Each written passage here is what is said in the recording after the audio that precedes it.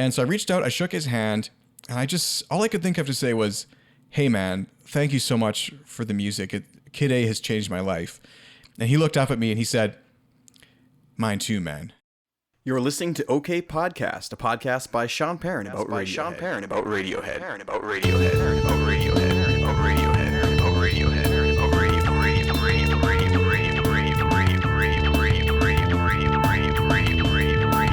Welcome back to OK Podcast. I'm your host Sean Perrin, and this is the show where we discuss the musical and cultural impact of the world's greatest band, Radiohead. On today's episode, I want to talk about a few things. It's a bit different than a normal episode. There's no guest today. It's just going to be me talking, but that's okay because I've got some cool stuff to share. First of all, I want to talk about what it was like meeting Thom Yorke. I got the chance to meet him last year, which was an absolute dream of mine forever, as I'm sure you can imagine. I also want to let you know that I want to invite you on the show if you have interesting stories like this to tell as well. Also, I want to share what's coming with some of the upcoming episodes and what happened. Where have I been the last 2 years? Thanks so much for listening, and I'll see you in a second on the other side. OK Podcast is brought to you by Audible. You can get a free audiobook of your choice by signing up to try Audible at okpodcast.com/audible. I highly recommend checking out the new book called This Isn't Happening. It's by an author named Stephen Hayden, and it's about the sort of origins and impact of the Radiohead album Kid A. And now this is right up my alley, and I imagine if you're here listening to this podcast, it's right up yours as well. So check it out. Get a free copy of this book when you sign up for Audible at okpodcast.com/audible. Again, that's okpodcast.com/audible.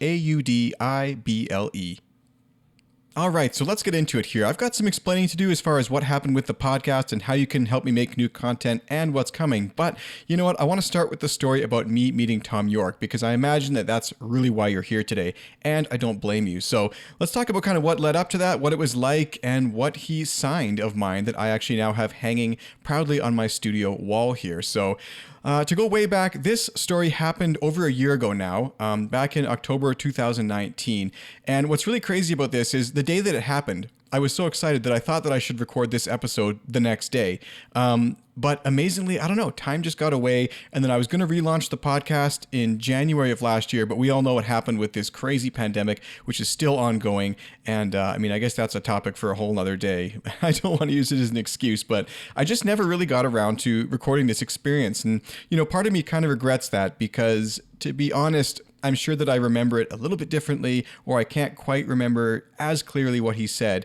You know what? This is still a great thing to kind of just share what it was like, and I want to let you know how you might be able to meet him in the future too. So, I live in a city called Calgary, and this is kind of central in Canada, and we don't get a lot of rock bands, especially not big ones, coming through here anymore. So when I saw that Thom Yorke was touring last year, I sort of just came to realize that I wasn't going to see it, and it honestly wasn't a big deal to me because I hate to say this, but I'm just not the biggest fan of his solo music. And before you turn off the podcast and go listen to something else, just hear me out. I'm a Radiohead fan, you know, and I appreciate that Thom Yorke has done his own thing a little bit with the music, but I think that just because I'm a huge Radiohead fan doesn't necessarily make me a huge Thom Yorke fan, and I think that's okay. In fact, sometimes I even joke that I'm actually a Nigel Godrich fan because I seem to like everything he puts out, whether it be from Warpaint or Air or Radiohead or whoever. You know, I know he also produces the Thom Yorke stuff, but anyway, it's not life or death to me to see the Thom Yorke solo shows, honestly. Whereas a Radiohead concert, I mean, I'm flying all over the country. I want to see every one, right? But I think that's fair enough. So I wasn't even sure I was going to get to go, but a really crazy thing happened. My work asked me to go on a trip, short notice, to Vancouver. And this was exactly the 2 days that overlapped with the concert. So, of course, I was super excited because I was able to pick up a ticket and make my way down there. And so I got to the concert venue, and super rainy day there in Vancouver. Really enjoyed the show. The only thing that could have possibly made it better is if he'd played Like Spinning Plates, because I know that he had been playing it a little bit on the tour. But instead he played, I think it was Spectre, which was also really nice to see. Really actually amazing to see all those songs live. And to be honest, it did give me a new appreciation for his sort of his solo music, which I will be diving into more in the future, I suppose. But really interesting concert. I got to have a really nice close-up view venue. It was sort of in a venue that's normally meant for orchestras. And in a way, that's kind of the perfect concert venue, because one of the things that often happens at normal concerts is you're just standing out in a field or something. And if you're not tall, you don't really get to see the band. Whereas if you're in a venue like this, it's sort of sloped upwards, and everyone, no matter where you are sitting, you have a really great view and a really great seat. And the sound was excellent, because like I said, this is a venue that normally the Vancouver Orchestra plays in. So really great show. At the end, though, I sort of was like, well, that was great. I guess I'm going to go now. But one of my friends had messaged me before saying they were going to try and meet Thom afterwards. And I sort of thought this was impossible, because at a Radiohead concert, like one of the ones I was at recently in 2016 and even some of the ones, I guess, in 2018, I mean, these are at either giant fields or in stadiums. Now, I feel like the odds of meeting the band afterwards when there's 100,000 other fans or 30,000 other fans, I feel like it's pretty much zero. But I sort of realized, like, wait a second, this place is clearing out pretty quick, and it didn't hold that many people. So I wonder what the odds are. So I came around the corner and I saw a line of people waiting outside the venue. And at the very front, of course, was my friend. She's probably one of the biggest Radiohead fans in the world. But there was only about 80 or 100 people in this lineup, maybe even less. And so I just thought to myself, well, you know, what have I got to lose? And just in case this had happened, I don't know really why I had the insight to do this or the confidence to do this, but I had brought my copy of Kid A along with me. And I just chose to stand in line there. And it was kind of funny, because I remember my phone battery was dying and I just didn't have that much battery left. So I wasn't even, you know, hanging out browsing on my phone. I was just sort of standing there waiting awkwardly, and waited for about an hour. I think that's about how long it was. In the cold, in the rain. It was super rainy, like I said, in Vancouver. And in Canada, it's either really snowy or really rainy, depending where you live. And it's not like a sort of balmy rainy day like in, you know, Los Angeles or something. It's rainy and it's cold as hell. It's super cold. So, I mean, it wasn't the dead of winter, but it was cold enough to be like uncomfortable standing outside waiting in this.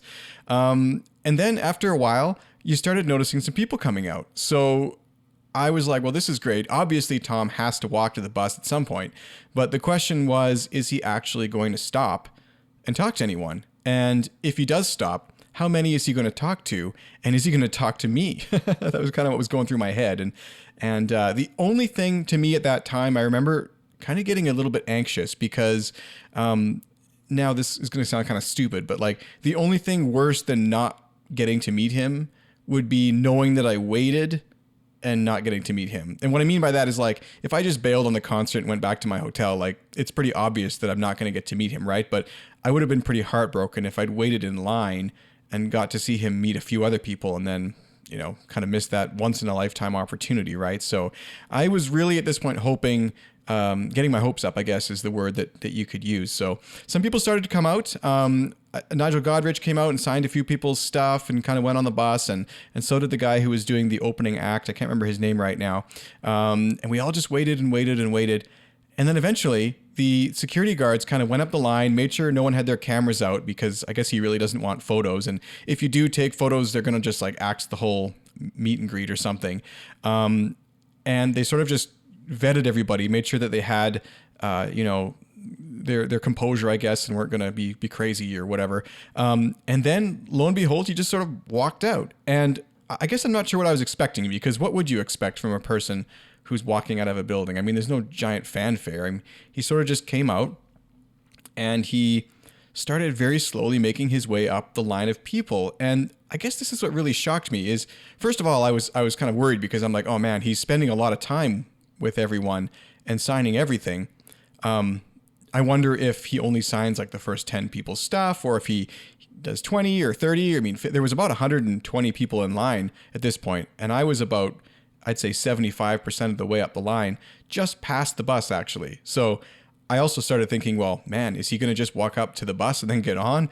Because that would suck for me too. But anyway, he started just sort of making his way up and talking to everyone, shaking everyone's hand, signing everything that they had. And I'm not implying that he'll do this every single time. This is just, again, my experience with what happened. And so I'm standing there getting more and more kind of excited. And it did appear to me that he was going to try to talk to everyone in the lineup, which, I don't know, it gave me a huge respect for him, because I've heard in the past that he's kind of dismissive, and I guess it depends on the day that you catch him on. But I was really sort of very appreciative that he would take the time to go up the lineup and meet with every fan who had bothered to sort of wait for him there and sign what they had. I was smart. I brought my own pen for him to sign with. Now, this is something that if you're ever trying to meet a band member, I highly suggest you do this, because you want to make sure that they're going to use the pen that's going to work on the medium of whatever you're presenting, but also you don't want to rely on them to bring a pen to sign your stuff, right?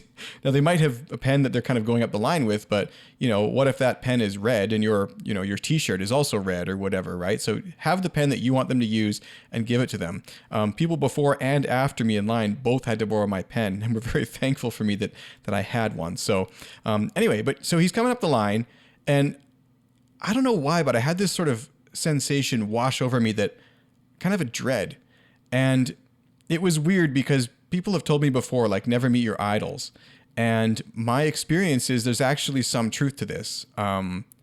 People, sometimes the way you imagine them in your head, it's almost better to just sort of leave it there. So I had this sort of fight or flight response. I don't know why. Part of me wanted to just leave. I just wanted to sort of leave the Thom Yorke Radiohead memory in my head as I knew it for the past 20 odd years, and not risk tarnishing it at all. I know it's kind of a stupid response, but that's what happened sort of to me. So, but then I was standing there, a few more minutes went on. He moved a little closer in the line, and I decided to stay, obviously, because, that is the sensible thing to do, of course, after just waiting there and wanting to meet him my entire life. But I started thinking, like, well, wait a second, what do I say? And of course, I thought about inviting him on the podcast here. I thought about thanking him. I thought about doing all sorts of things, or saying all sorts of things. But I just couldn't really think of what was best. And when he finally walked up to me, it came to be my chance in line. I shook his hand, which, again, I was surprised by. He was shaking everyone's hand. This is definitely not something that will be happening in the future, given all the coronavirus stuff that's happening now. But I can still picture it exactly in my head. He was quite a bit shorter than I thought he would be. And I'm not a tall person. I'm only 5'8", and he was shorter than me. But his stature, I guess, was less imposing than I was going to imagine it as, or I would have imagined it as. And so I reached out, I shook his hand, and all I could think of to say was, "Hey, man, thank you so much for the music. Kid A has changed my life." And he looked up at me and he said, "Mine too, man." Or something like that. And mine too. He just said it twice. And then he said, what can I do for you? What can I sign for you? And I said, look, I brought my copy of Kid A, and I would love it if you would write your name and make the O, the Kid A bear. And he said that he could do that. And while he was doing this and drawing on my CD cover, we sort of just talked a little bit more, and I did mention this podcast here. I said, hey, I'd love it if you'd come on someday as a guest. And I'm sure he gets that kind of thing all the time. So he sort of just brushed it off and laughed a little bit. And we just had a little bit more small talk, and that was it. He moved on to the next person. But I'm really glad that I stuck it out and waited there and got to talk to him, because he just seemed like such a genuine person. And my fear of sort of meeting your idols was really unjustified in this instance. Like it actually impressed me more that he went up the line and talked to every person and took the time to sign my CD and shake my hand and appreciate my thankfulness for his music. And I think that it was a really, really great experience. Now the one thing that I almost didn't share on here is that, like, just before it happened, I don't know why, but I had this like very visceral response. I almost like started crying or something, just for a brief moment. It was so, I feel like I owe him so much. His music means so much to me. And just the chance to thank the person who actually made the music, which means so much to me in my life, especially Kid A. I value few things in this world as much as I value Kid A. And to have Thom Yorke, the lead singer of Radiohead, sign my copy of Kid A with me there in person, letting me thank him for his music. Like it became almost like religiously overwhelming. And then I snapped out of it. So that's my story. That's how I got to meet Thom Yorke. And if you go to the show notes for this episode, which will be okpodcast.com/8, the number 8, I will put a picture of my signed copy of Kid A and sort of where it sits now on my wall in my studio. So I have a little bit of a wall here. I don't want to call it a shrine. I guess it's kind of like that, though. I have the 5 CDs that I've been a recording artist on, including some with local orchestras in my solo album. And I also have some other signed CDs, one by the clarinetist of the New York Philharmonic. Of course, you know I'm a clarinet player if you've been listening for a while. Another by a famous clarinet player called Martin Frost. Another CD, obviously signed by Thom Yorke. And one signed by Matthew Good, who's a Canadian artist. And the last one is something signed by a guy named Jens Lindemann, who's a famous trumpet player who I've actually known since kind of before he was famous, way back in like 2001 when I was in high school band. And that's kind of an odd one to have on my wall, I guess. I think it's one of the first people I knew who sort of became a celebrity, I guess. And he had signed this album way back in the day, and it just means something to me. So, yeah, you know, there's my story. I think that if you plan it right, you might get to meet him as well someday. I'd love to meet some of the other band members. I'd love to have all of them, obviously, as guests on the podcast here. But that's my story. And I really hope that's provided some kind of value or interest to you. And if you are looking to have the chance to meet an artist like this, I would advise, like I said, bring your own pen to sign, bring an object for them to sign. Like some people in line were kind of stuck, like, hey, sign my iPhone case, you know? So bring the CD or whatever it is that you want them to sign, and make sure you actually have it with you there. You know, be presentable. Don't be a crazy person. Don't be like overly, oh, give me a hug or these kind of things. I don't think those are appreciated, but, you know, be respectful, be, you know, appreciative, show that you want to be there, and follow the rules that they're kind of putting out for you, because this is for those people's safety. But like I said a few minutes ago, I'm really not sure if this kind of thing will happen again now that coronavirus has kind of taken hold on society here. So anyway, that's it. That's my story. I want to invite you to send in your kind of stories like this if you have anything of interest. I'm sure that many people listening have also had the chance to meet Thom Yorke, since there's a lot of huge Radiohead fans out there, even bigger than me, which is amazing to me, but they're out there. And if you have a super interesting Radiohead story, I would actually love to have you on the podcast. Or if you make music about Radiohead or anything like that, you can send me a message at hello@okpodcast.com. So let's talk about a couple upcoming episodes that I've got planned here.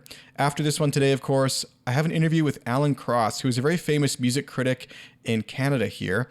He also is a podcaster, which I'll share more information about on the next episode. He has a very actually famous podcast, which I'm sure you've actually heard of. And then also I wanted to focus on a few YouTubers, which I've been watching because of the pandemic. I was really interested in watching some Radiohead covers and recreations of some songs. And this was sort of set off by a guest, or a listener actually, sorry, who suggested that I have a guest called Heavy Piano who has a channel. And so that's one of the first people I talked to, another guy named Joe Edelman, and another named Sequoia. So these guys have all been doing some really awesome Radiohead stuff and has some fascinating stories, which will be coming out in the coming weeks. So last but not least, let me just tell you what is up. Where did I go for 2 years? It's kind of unfortunate because I had big dreams for this podcast, and one of my biggest fears of podcasting has always been what they call pod fading, which is where someone releases 4 or 5 episodes, or maybe 7 in my case, and then just stops. There's a lot of reasons that can happen, and it's sort of even more surprising to me because my other podcast called Clarinet, which is about the clarinet and my career as a clarinetist, it's actually over 150 episodes now, and it's never pod faded. So I guess the big difference for me is that Clarinet was sort of it was definitely the first to that industry. There was no other podcast about clarinets at the time, which made sort of a quick wave of success for me that was very exciting. Now, OK Podcast is obviously, trying to break into a much, much larger audience base.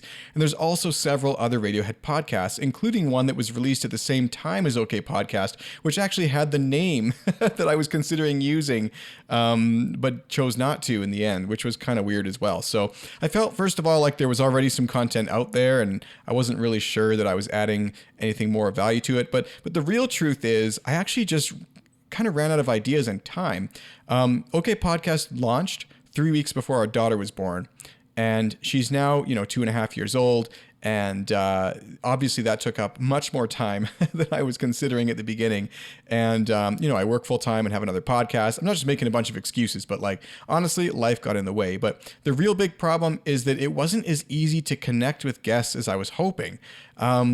In my other podcast, again, I have a really easy time connecting with whoever I want, whether they're in the biggest orchestra in the world or whoever, because I have so many connections in that industry. But just because you're well connected in the classical music world doesn't necessarily translate into the rock music world. So I really, as I come back to the podcast here, I really want to try and get some great guests on, but I need to also rethink the way I'm approaching those guests, honestly, because it's hard. It's hard to just you can't just call up Thom Yorke and be like, hey man, can you come on the show? Even though I guess I did get to ask him in person, so that's kind of a bad example. But, I can't just email these people and expect a response. So it's requiring a different kind of effort than I guess I was prepared for.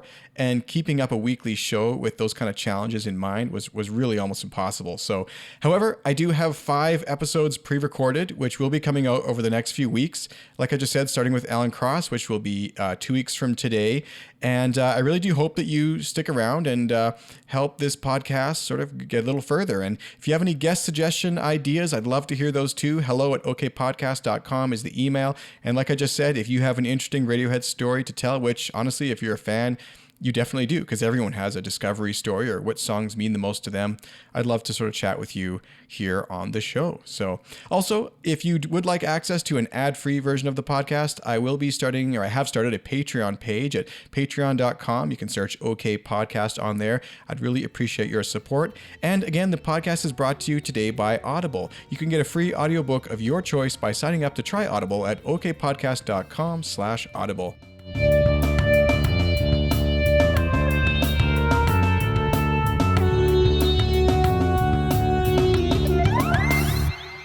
Thank you so much again for listening. I look forward to seeing you next time on OK Podcast, the show where I discuss the musical and cultural impact of the world's greatest band, Radiohead.